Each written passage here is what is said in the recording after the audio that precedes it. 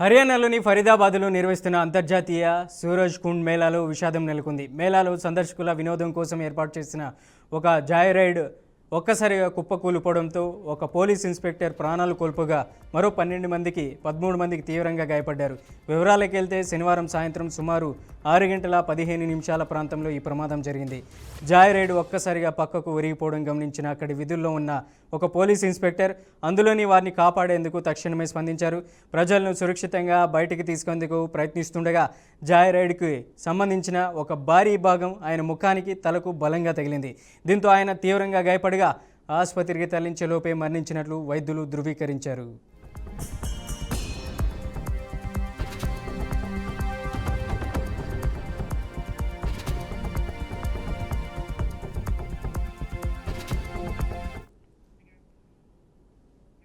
కీసరగట్టూరు రామలింగేశ్వర స్వామి ఆలయంలో జరగనున్న మహాశివరాత్రి బ్రహ్మోత్సవాలకు విస్తృత ఏర్పాట్లు కొనసాగుతున్నాయి. బ్రహ్మోత్సవాల ఏర్పాట్లను మల్కాజ్గిరి పోలీస్ కమిషనర్ అవినాష్ మంత్రి ఐపీఎస్ స్వయంగా పర్యవేక్షించారు.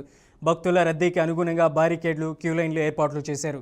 రథోత్సవం, శివపార్వతుల కళ్యాణం వంటి ప్రధాన ఘట్టాల సందర్భంగా ఎలాంటి అవాంఛనీయ ఘటనలు జరగకుండా కట్టుదిట్టమైన భద్రతా చర్యలు చేపట్టారు.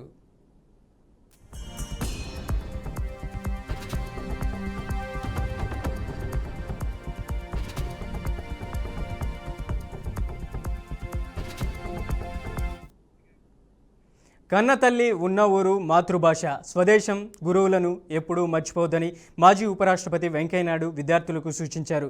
పెందుర్తిలోని బాలాజీ హైఫీల్డ్ విద్యా సంస్థలను సందర్శించిన ఆయన విద్యార్థులు చిన్నప్పటి నుంచి విలువలు, క్రమశిక్షణతో పెరగాలని అన్నారు. ప్రస్తుతం ప్రపంచం మొత్తం భారత్ వైపు చూస్తుందని, అమెరికా సైతం భారత్తో స్నేహానికి ఆరాటపడుతుందని తెలియజేశారు.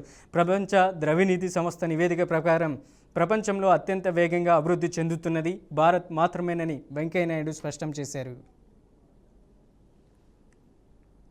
చదువుతో పాటు సంస్కారం కూడా ముఖ్యం. సంస్కారం లేని చదువు దండగా. ఇక్కడ అనేక మంది అధ్యాపకులు వాళ్ళందరూ ఉన్నారు.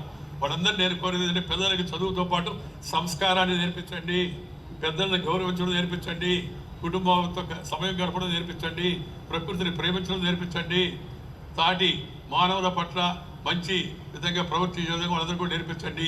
ఈ సంస్కారం, చదువు సంస్కారం ఇవి రెండు ఉంటే అప్పుడే సంస్కారం లేకుండా నమస్కారం పెడితే అది సంస్కారం అనిపించుకోదు. You need to have enhance your skills.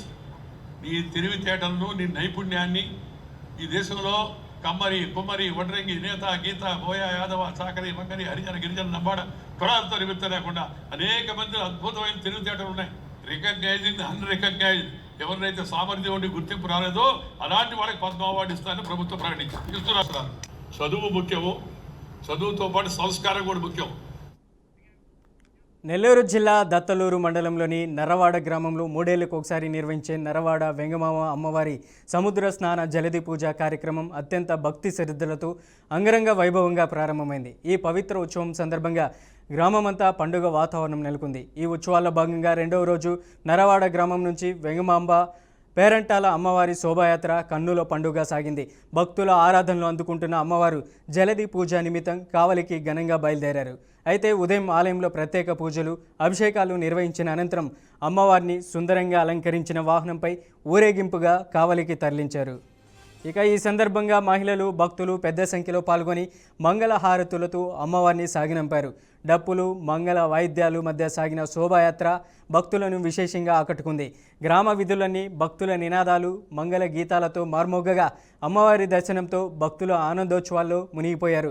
కావలిలో సముద్ర స్నానం అనంతరం నిర్వహించే జలది పూజలో అమ్మవారు పాల్గొంటారని ఆలయ కమిటీ సభ్యులు తెలిపారు. ఈ జలది పూజ ద్వారా గ్రామానికి శాంతి, సమృద్ధి, సుభిక్షం కలగాలని భక్తులు మనస్ఫూర్తిగా ఆకాంక్షించారు. తరతరాలుగా జరుగుతున్న ఈ సాంప్రదాయం గ్రామ ఐక్యతకు, ఆధ్యాత్మిక విలువలకు ప్రతీకగా నిలుస్తుందని స్థానికులు పేర్కొన్నారు.